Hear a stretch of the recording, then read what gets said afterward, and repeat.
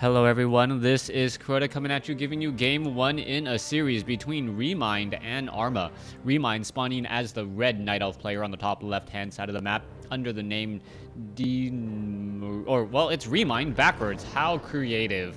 Alright, so Remind is the Night Elf on the top left-hand side over here. Meanwhile, Arma is present as he is currently spawning over here on the bottom right-hand side as the blue Orc.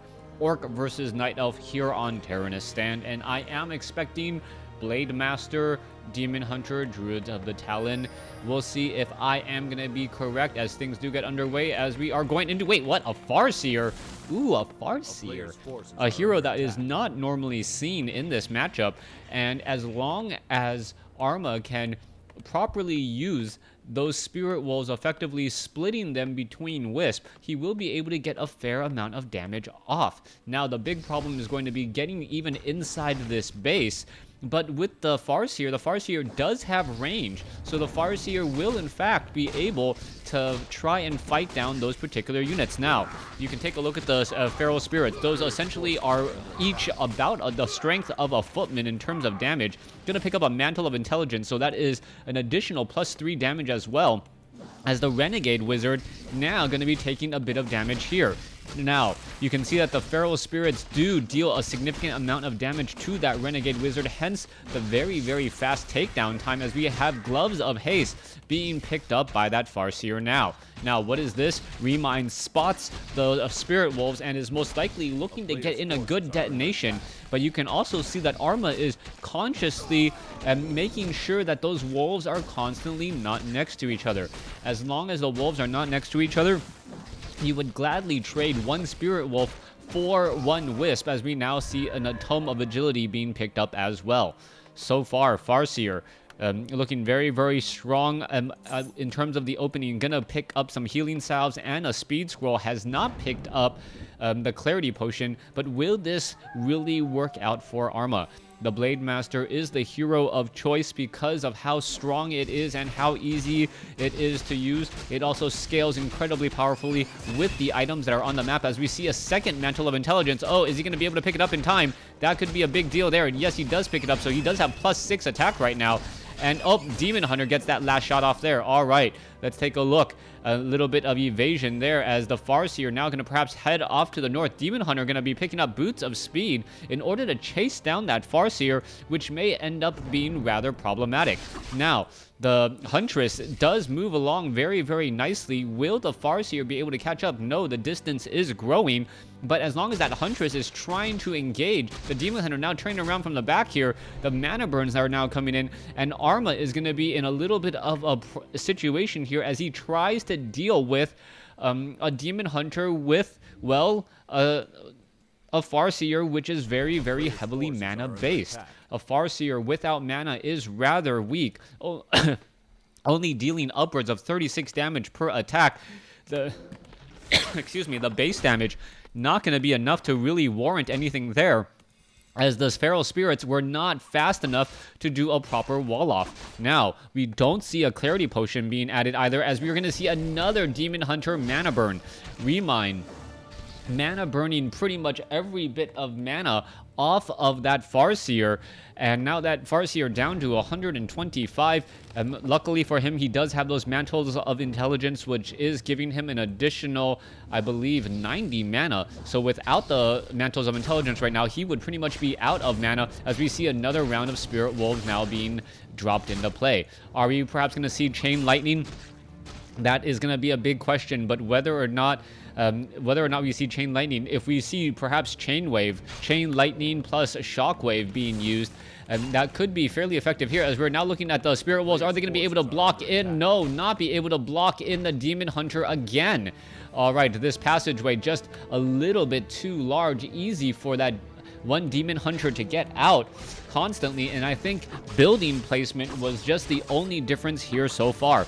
Huntresses now coming in to shut down the grunts. We are looking at a Shadow Hunter, and Shadow Hunter with Serpent Words and Healing Wave could be very, very effective.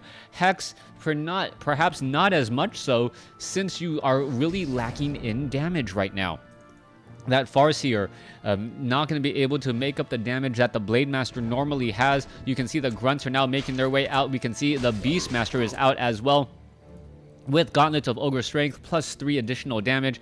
Meanwhile, the Demon Hunter is still running back here, perhaps hoping to get a little bit of a tech advantage, as we're now seeing an Ancient of Lore being constructed. So dual Ancients of Lore instead of the standard Druids of the Talon, and that may be because, well, he knows that he doesn't have to cyclone the heroes to try and make up some of that damage. All right, Farseer, you're going to try and engage right there. There you can see a little bit of damage here. Spirit Wolves have joined out the fight again. Are we going to see another round of Spirit Wolves resummoned? Yes, we are, denying that little bit of experience.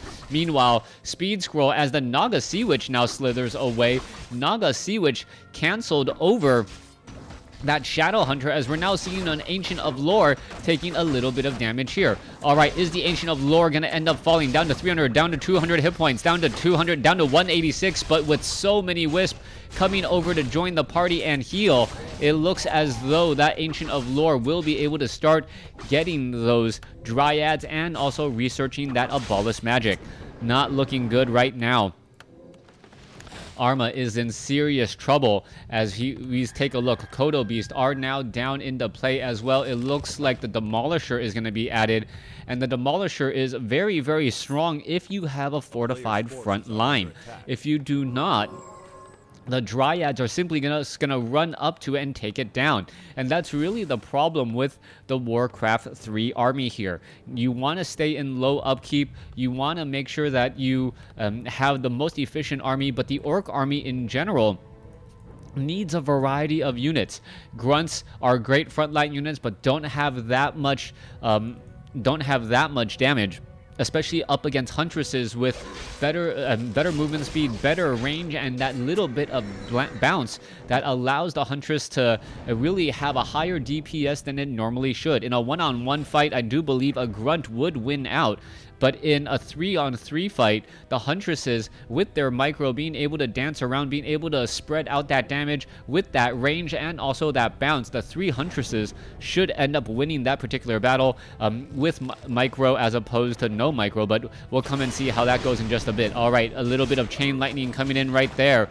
You can see Chain Lightning already being used. Kodo Beast not really, is he going to go after this? You can see the Demolishers are now attacking at those Dryads in the backfield as the Demon Hunter, very, very low on hit points, able to reach to the Moonwell in time. Tower is now being added. Present, or Arma presenting a very large present here as the Dryads are going to now try and force an engagement. All right, if this somehow works, this will be one of the biggest turnarounds I've seen in quite some time. Demon Hunter is in serious trouble. Dryads causing some problems, but all the Grunts, their damage is just, or the damage absorbing abilities are just so low right now because there is no Spirit Link. All right, let's take a look at this. Quill Beast trying to chase after a Kodo. Back across over here, Dryads are engaging. You can see Ancient of War now coming in here as well. Demon Hunter with Rejuvenation.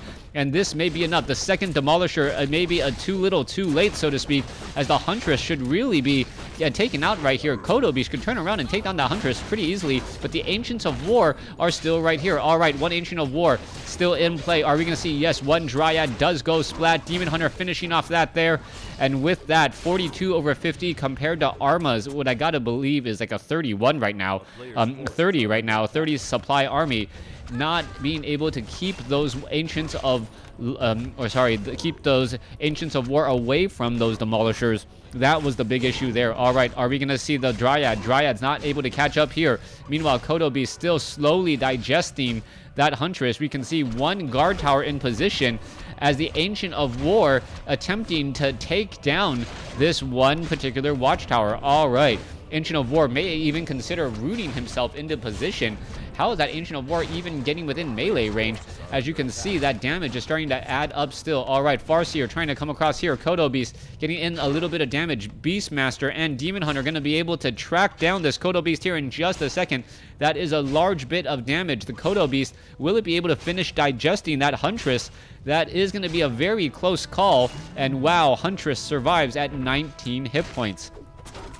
Also, that guard tower, which was so carefully placed by Arma, now finally down and everything that Arma did to try and establish just positioning inside his opponent's base is for naught, as he is going to end up losing game number 1 here. He just doesn't have the army.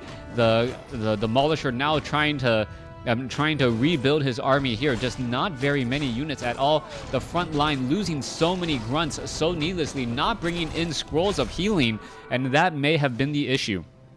Thanks for watching. Thanks for listening. Hope you guys enjoyed game 1. Please stay tuned for game number 2.